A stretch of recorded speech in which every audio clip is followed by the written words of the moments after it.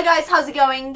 Today's a bit of a different topic. It's about the confidence of you, some of you guys, of children, school children, that sort of thing. Generally speaking, I sort of have been to schools lately, and I sometimes get on the bus and I catch the school rush hour, and I see loads of pupils, and it often reminds me of myself when I was at school, and I feel like there was a great sense of powerlessness then, and I know that a lot of adults pretty much feel the same way.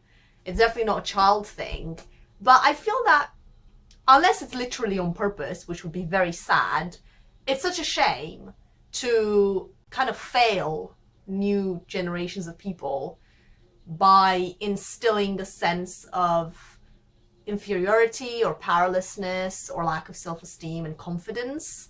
I feel like that's such a shame. I feel like we should be doing the opposite and being much more encouraging. You can see my the food in the background. It's my mother's because she's being late. How unacceptable is that?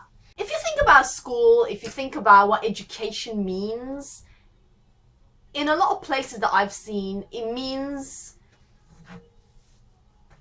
not really taking much responsibility yourself, because of course you can't have responsibility without power. And as a child or as a pupil, you are made, it's made abundantly clear that you don't have that. And I feel like a lot of people don't grow out of that and think, okay, I'm 18 now, that's it, now I have the power. I feel like once that gets into your head, it doesn't always come out, and you can carry that with you for pretty much the rest of your life, and you don't get to a point where you just snap out of it and think, wait a second, this is it, I'm a grown-up now. And you know, beyond trivial things like, you know, getting a driver's license or whatever, you don't genuinely feel empowered and genuinely feel like, I am now a human and I can do things. I feel like a lot of power has been taken away from humans and given to primordial forms of artificial intelligence, such as databases and computers and networks and things that aren't human at all. And sometimes we're consumers of those things, sometimes we're creators of those things, and sometimes we're just disconnected completely, and just don't get to actually shape anything. And yet, it's a world that we've made for ourselves, and we should surely take this golden opportunity of being alive in the present moment to do something that matters, because we live in the world created by people who are basically mostly dead. And they built the world for themselves.